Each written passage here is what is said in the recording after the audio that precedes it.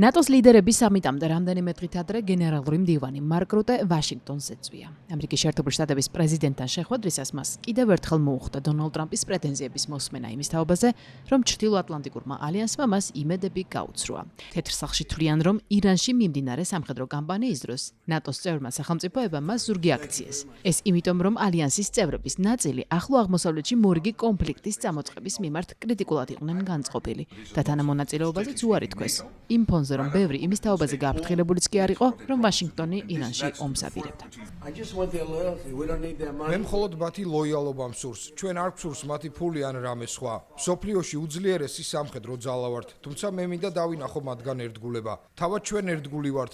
ჩვენ ყოველთვის ვიბრძვით მათთვის. ათასობით სამხედრო მყოფს წარმოდგენილი მთელს ევროპაში. მხოლოდ გერმანიაში 50,000 მათგანი. ამის ფონზე გვჭირდება საპასუხო ნაბიჯების დანახვაც. ბევრს არ ვითხოვთ. გენერალური მდივანი შეეცადა მისთვის ნაცნობი განცხადებების პასუხად ატლანტის ოკეანის მეორე მხარის პოზიცია წარმოედგინა და დონალდ ტრამპს ევროპელების ხედვა გააცნო. ასე შეეხო საჰაერო ბაზების საკითხს, რაც გახდა კიდეც სალაპარაკო თემა. მას შემდეგ, რაც ჯერ დიდმა ბრიტანეთმა, მოგვიანებით კი ესპანეთმა და იტალიამ ამერიკის შეერთებულ შტატებს უარი უთხრეს სამხედრო ბაზების გამოყენებაზე. სამხედრო ოპერაციაში ჩართვაზე უარი თქვა საფრანგეთმა. ირანის ომში ამერიკის შეერთებულ შტატების სტრატეგიას აკრიტიკებდა ბერლინის. ამას მოყვა დონალდ ტრამპის თავდასხმები ამ ქვეყნების ლიდერებზე. I know there have been debates about whether your allies in Europe were with you enough. ვიცი რომ არსებობს დავა იმასთან დაკავშირებით საკმარისად დაგიდგნენ თუ არა გვერდში ევროპელები ირანთან ომის დროს.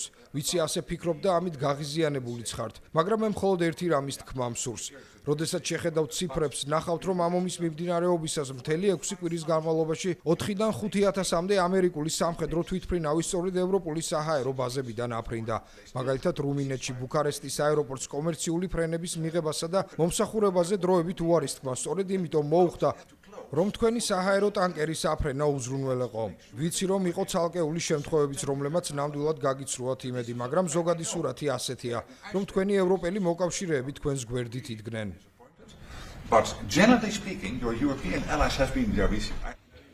მარკ რუტეს ამ განცხადებისგან დისტანცირება მალევე მოახდინა რომმა, სადაც თქვეს, რომ ამგვარი ნათქვამი არასწორ აღქმას აჩენს. იტალიის თავდაცვის უწყებაში დააზუსტეს, რომ იტალიამ ამერიკის შეერთებული შტატების სამხედრო თვითმფრინავებს მხოლოდ ტექნიკური და ლოგისტიკური დახმარება გაუწია, რაც არსებული შეთანხმებით იყო გათვალისწინებული. სამხედრო დახმარებაზე იტალიის უარი კი დონალდ ტრამპს შანსს არ დავიწყებია. და სწორედ ამიტომ იყო, რომ რამდენიმე კვირის წინ იტალიის პრემიერ-მინისტრ ჯორჯა მელონი სიტყვიერად დაესხა თავს.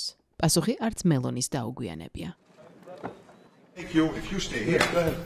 თავად მარკ რუტესა და დონალდ ტრამპს შორის შეხვედრაზე მხარეებმა ერთმანეთი მეგობრებად მოეხსენიეს. შეაფასეს ირანის ომის შედეგები ტრანსატლანტიკური უსაფრთხოებისთვის, უკრაინის წინსვლა ფრონტის ხაზზე და ანკარაში დაგეგმილი ლიდერების სამიტის მოსამზადებელი სამუშაოები.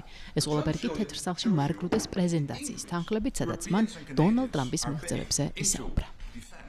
Since you took office in 2017.